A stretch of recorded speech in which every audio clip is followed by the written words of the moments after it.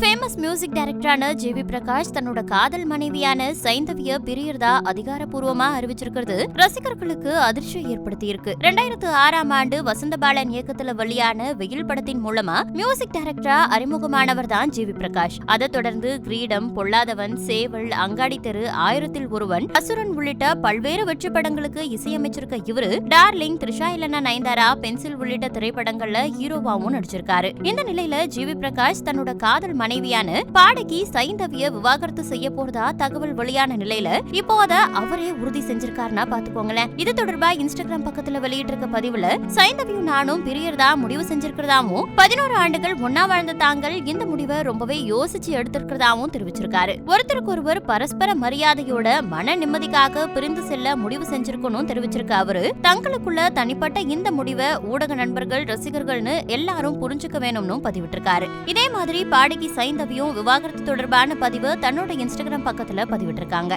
இவங்க 2 பேரோட விவாகரத்து தொடர்பான இந்த தகவல் அவங்களோட ரசிகர்களுக்கு மட்டும் இல்லாம ஒட்டுமொத்த திரைத்துறைக்கே ஒரு அதிர்ச்சியை ஏற்படுத்தி இருக்குன்னு தான் சொல்லணும்.